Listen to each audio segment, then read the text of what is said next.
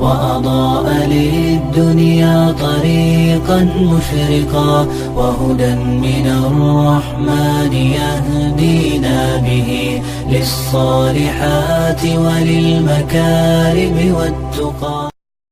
السلام علیکم ورحمۃ اللہ وبرکاتہ. بسم اللہ الرحمن الرحیم.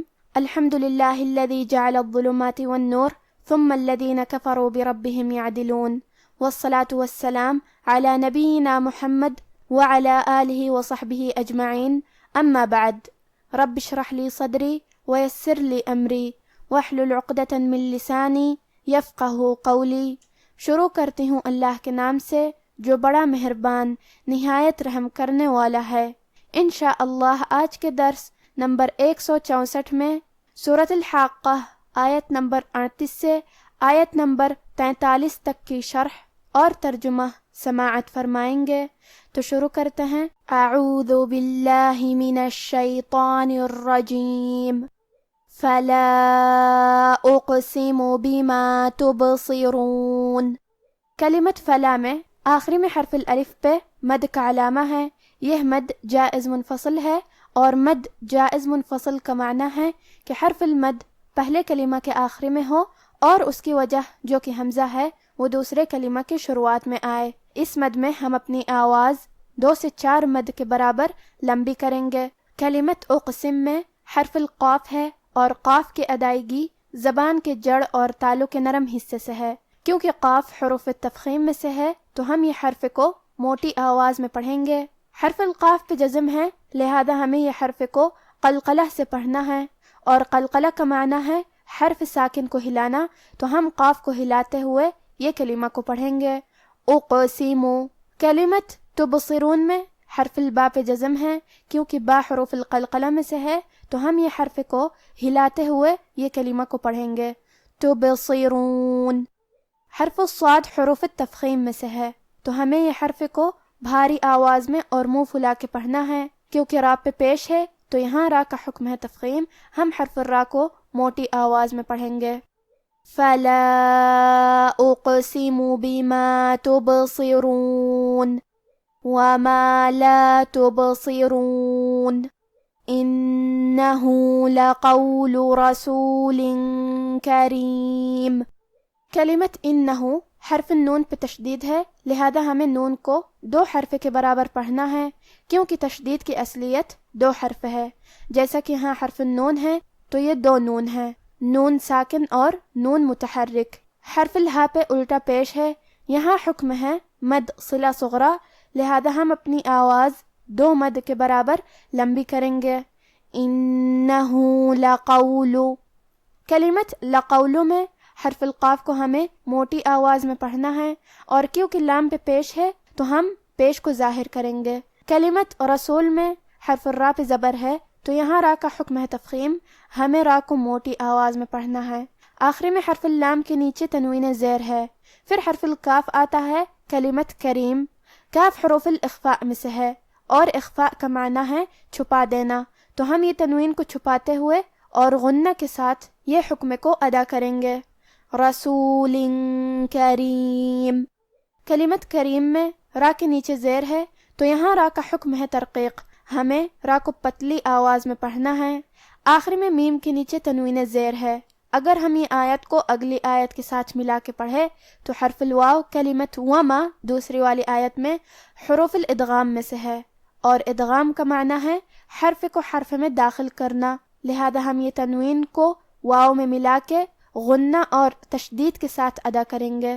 کریم وما انہ لقول رسول کریم وما هو بقول شاعر قلیلا ما تؤمنون. کلمت ہوا ہا پہ پیش ہے اور واو پہ زبر ہے تو ہمیں یہ دونوں حرکات کو برابر سا ادا کرنا ہے.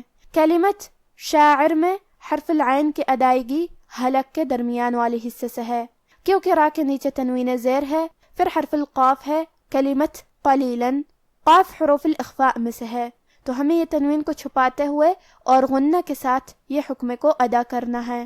کیونکہ قاف حروف تفخیم میں سے ہے اور غنہ اپنے اگلے والے حرف کا حکم لیتا ہے تفخیم میں اور ترقیق میں، تو ہم یہ غنہ کو بھاری آواز میں ادا کریں گے۔ شاعر قلیلا، کلمت قلیلاً کے آخری میں لام پہ تنوین زبر ہے، پھر حرف المیم ہے۔ کلمت ما، میم حروف الادغام میں سے ہے، تو ہم یہ حکم کو غنہ اور تشدید کے ساتھ ادا کریں گے۔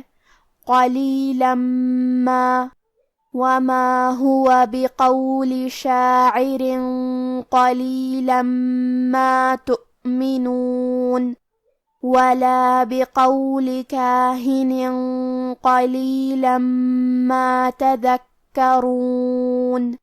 کلمت تذکرون میں حرف الدال کی ادائیگی زبان کے سر اور اوپر والے دانتوں کے اندرونی کناروں سے ہے۔ پھر یہاں کاف پہ تشدید ہے تو ہم 2 حرف کے برابر کاف کو پڑھیں گے۔ آخری میں یہ کلمہ پہ رکیں گے تو نون پہ جزم سے رکیں گے، لہذا ہمیں نون کو ظاہر کرنا ہے۔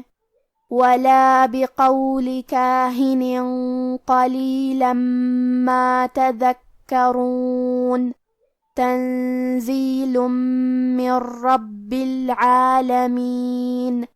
کلمت تنزیل میں نون ساکن ہے، پھر حرف الزے ہے، زے حروف الاخفاء میں سے ہے، تو ہم یہ حکم کو غنہ کے ساتھ ادا کریں گے۔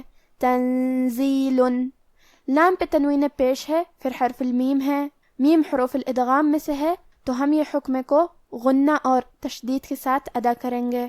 تنزیل من، کلمت من کے آخری میں نون ساکن ہے، پھر حرف الراء ہے۔ کلمت ربی، راء حروف الادغام بغیر غنہ میں سے ہے، تو ہم یہ نون کو راء میں ملا کے بغیر غنہ سے لیکن تشدید کے ساتھ یہ حکم کو ادا کریں گے۔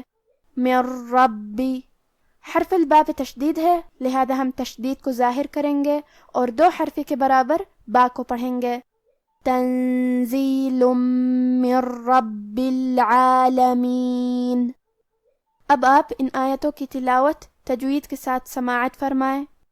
اعوذ باللہ من الشیطان الرجیم، فلا اقسم بما تبصرون وما لا تبصرون انه لقول رسول کریم وما هو بقول شاعر قلیلا ما تؤمنون ولا بقول كاهن قليلا ما تذكرون تنزيل من رب العالمين۔ سو میں ان چیزوں کی قسم کھاتا ہوں جو تم کو نظر آتی ہیں اور ان کی جو تمہیں نظر نہیں آتی، کہ یہ قرآن ایک معزز فرشتے کا پہنچایا ہوا کلام ہے اور یہ کسی شاعر کا کلام نہیں، مگر تم لوگ بہت ہی کم ایمان لاتے ہو، اور نہ کسی کاہن کا قول ہے، لیکن تم لوگ بہت ہی کم غور و فکر کرتے ہو۔ یہ رب العالمین کا اتارا ہوا ہے۔ آج کا ہمارا درس ہی ختم ہوتا ہے۔ وآخر دعوانا ان الحمد للہ رب العالمین، والسلام علیکم ورحمۃ اللہ وبرکاتہ۔